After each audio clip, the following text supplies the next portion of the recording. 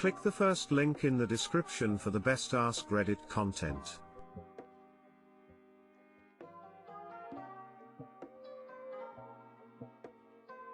My 30M friends went on a trip without inviting me, after I was part of the initial conversation to take the trip. Before quarantine, a friend and I were talking about how much we wanted to visit a specific city. Almost everyone in our town knows people, so it's often where people go on trips, and made those we should go soon kind of plans you make when you have commitments with unclear end dates. At the start of quarantine we kept talking about going, and ideas of things to do when we go after quarantine. Nothing close to set in stone. Near the beginning of quarantine, a member of my immediate family got diagnosed with a serious, life-threatening illness. I've always been prone to depression, but at first I was doing well. Still seeing friends as much as allowed, still keeping up with messaging people. As time went on, the realities of the illness started to really strike home, as well as the idea that I may never actually see them again. Their immune system was shot, and it's risky enough in a non-pandemic. My mood got progressively worse, leading to incredible fatigue.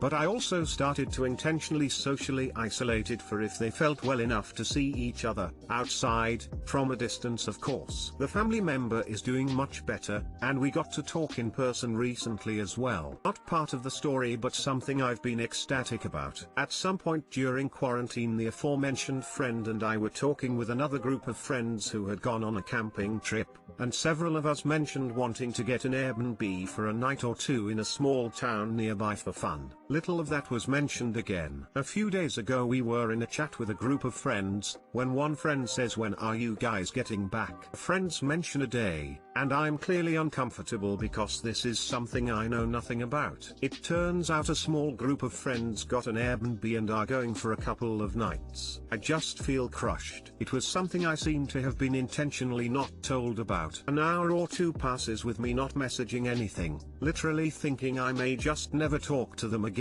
because what the hell do I say now? Before I message the friend I'm closest with, "How long has there been actual plans?" Within an hour she replies, "There was a trip planned a couple weeks ago to the first city that got cancelled because of increased COVID fears. They planned it when I was first starting to really socially distance because the family member's surgery date was fast approaching. The trip they went on was spontaneous and last minute, booked the night before we talked. She said she didn't want to tell me because they didn't want to ask if I wanted to come to a high COVID area, and this most recent trip they didn't think it was appropriate. On the one hand, I understand. The camping trip I mentioned earlier was one I missed out on because my family member was admitted into the hospital and I decided I didn't want to be unreachable for a week, so I stayed home. But that was a choice I made, one I had the option to make. And yes, they knew I'd been isolating, but they also knew I got to see my family member in person and their surgery was done. I think one of the worst parts, though, is that one of my biggest, self-related, fears about this whole thing was when I finally got to start living a normal life again, my friends would think I've been a bad friend and not want to talk to me, or even worse, have just stopped considering me. Two of the people on the trip are two of very few people I've told what's going on. No one on the trip but the first friend mentioned was there when the Airbnb idea was first brought up. The first friend I've mentioned, I've specifically mentioned how hard it's been because I'm worried people will be mad with me for being a bad friend. I don't really know what to do. I understand where they were coming from,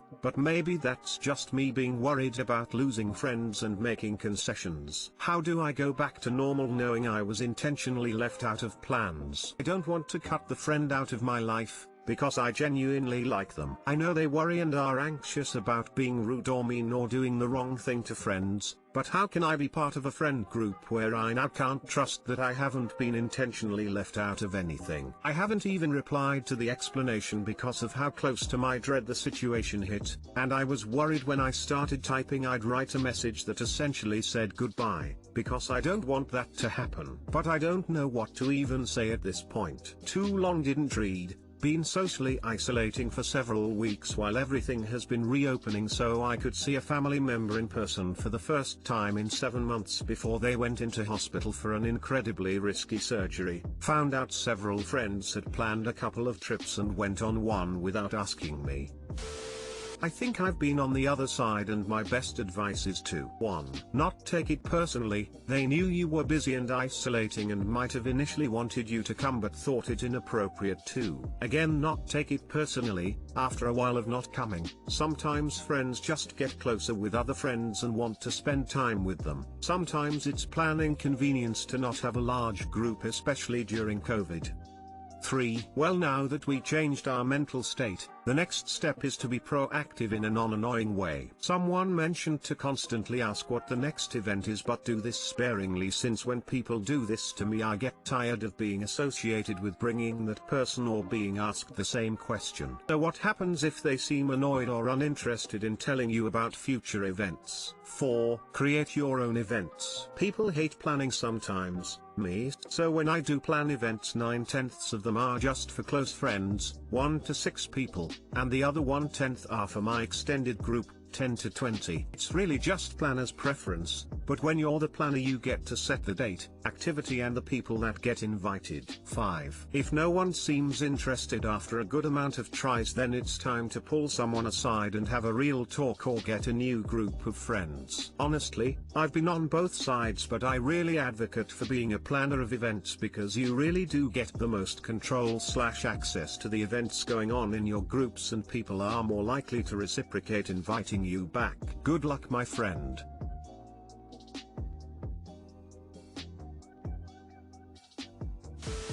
This whole situation is awful. It sounds like they were doing their best to be thoughtful and not put pressure, stress on you. You can control what happens next. I'm definitely interested in whatever gets planned next. When is everyone next getting together?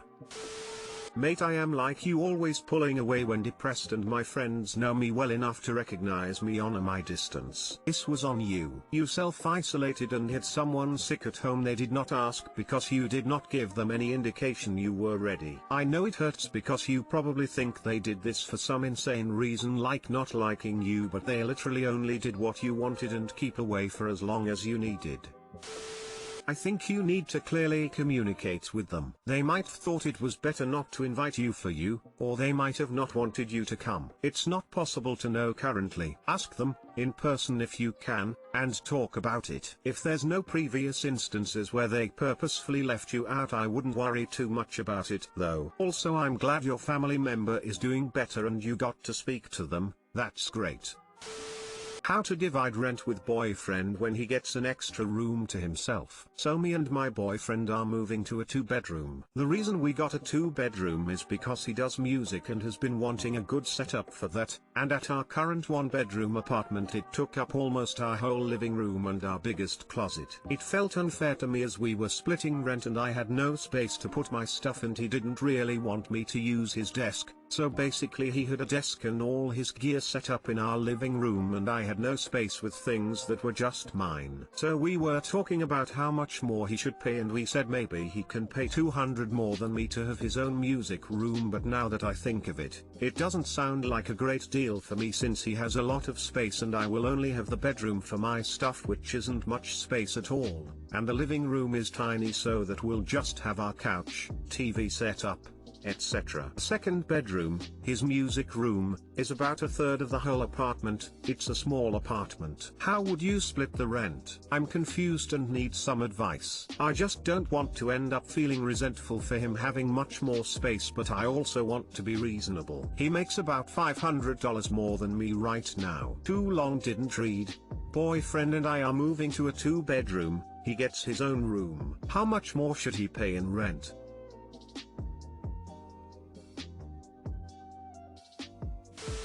Divide the square footage by the amount of rent and tally up the common areas of the total space to figure out the equal space. Then he pays for the footage of the room.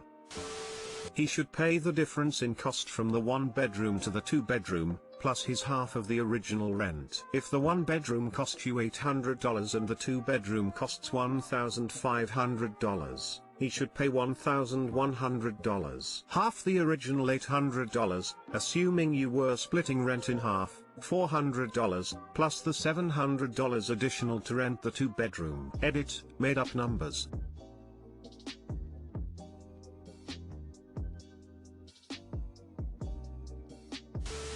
What is your primary goal? An equitable relationship by whatever compromise you can think of. Is your goal to pay less rent only? Do you want use of the room since you do pay for some of it? Think about what you'd be happy with before you talk to him. Situation 1. If he's using 100% of the room 100% of the time, then you should divide the rent by square footage used. As the user Krugel commented wisely. Situation 2. Would he let you store some of your stuff in his music room? Could go into the music room occasionally when you need your stuff, but besides that it would be used by him primarily. If you are able to use it for storage, then I'd say he wouldn't have to pay as much as he might in situation 1. But he should still pay more than you if he wants dibs on the room. This might be a good compromise if situation 1 is not feasible/desirable for both of you. Situation 3. Would he let you use the room for your hobbies too? He probably doesn't play music 24/7, right?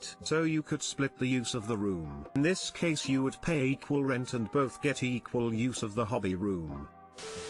Do you split all your expenses? Utilities, groceries, car, gas, eating out, etc.? If so, then you might want to consider asking him to be more reasonable with the rent, or ask him to pick up utilities or another expense that would take some financial pressure off you. I bet they must split everything down to the cent. Precisely.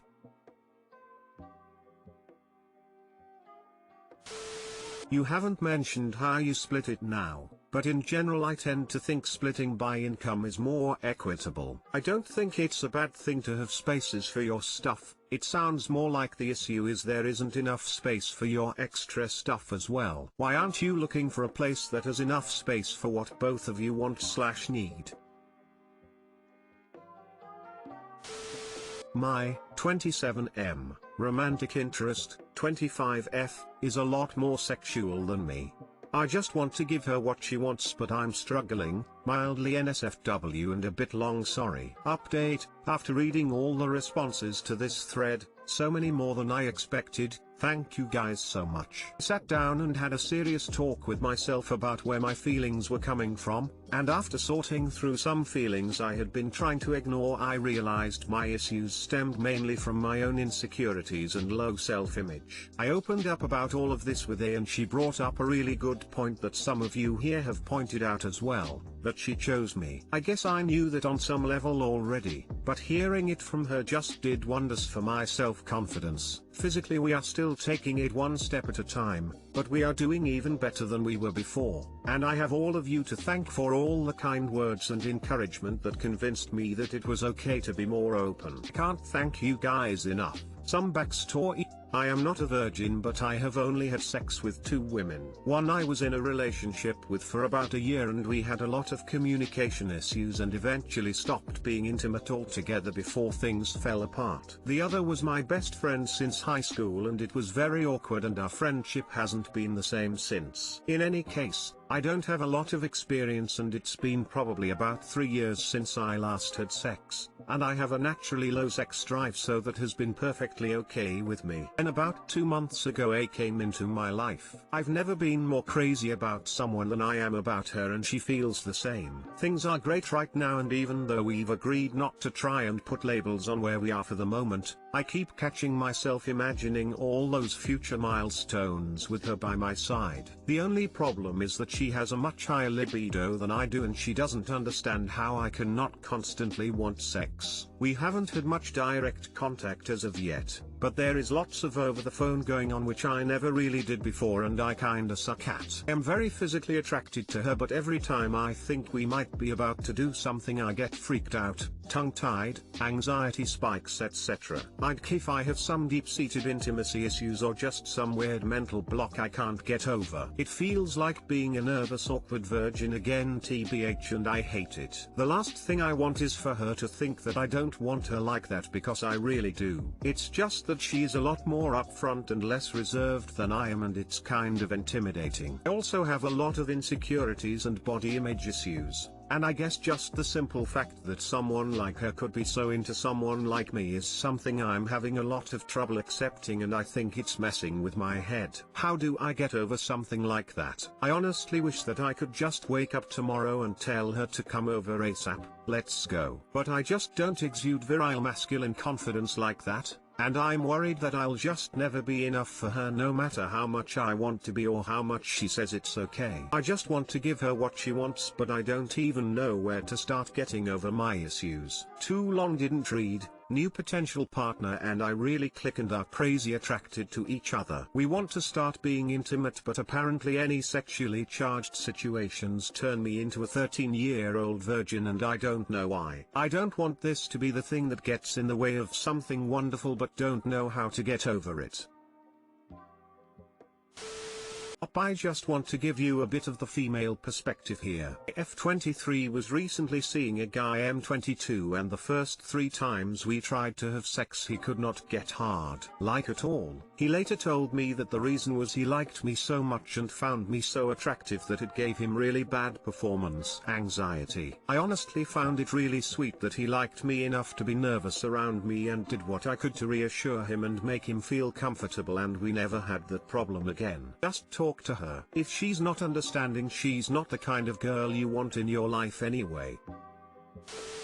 Definitely seconding explaining as well as you have here. Don't give her time to get in her head trying to figure out if it's her. I would add that you're basically the same as my BF and me. He has a lower libido than I do and had only dated 3 people by 29. It can be an issue and I was frustrated with how much stuff I needed to spell out. Highly recommend going to r/sex. Get women's perspectives and read up on men's suggestions. Thanks. I've tried explaining as well as I can, but it's hard to explain an issue that I just recently realized I had and don't yet understand. I try to remind her that it's got nothing to do with her attractiveness or my feelings about her, but I know that deep down she isn't sure if I'm being honest. From what she's told me, she's never met a guy who wasn't horny all the time, and I know that some people think I'm abnormal. Also, just saw your edit. Thanks for the recommendation, I'll go check it out. Edited, attentiveness to attractiveness. Honestly, this was an issue my boyfriend, 22M, and I, 24F, had. He hadn't had a whole lot of experience, and while he likes sex and being intimate, it always made him nervous. He communicated these issues, and that's the best way to go about this. Let her know what you told us, and reassure her that you are very attracted to her. For tips when you want to start being intimate and you're nervous about it, start slow. We didn't have penetrative sex for a while, and stuck with just foreplay and getting to know each other's bodies. Oh, and a lot of asking questions throughout. Just things like, how do you masturbate? Are areas on the body you do and don't like being touched when we're intimate? Are you comfortable with X, etc. If either of you are unsure, explore it a bit and be sure to check in with each other. Good luck up, wishing you a lot of luck with your new potential partner. The only advice I have is to be upfront with her about these things. She will feel the effect, so she may as well know the reasoning behind it. Being in the know gives her the chance to understand it's not her attractiveness or anything that could negatively impact her self-esteem, and then she can support you with yours. If love an update, by the way, this story made me feel invested and I'm rooting for you 230.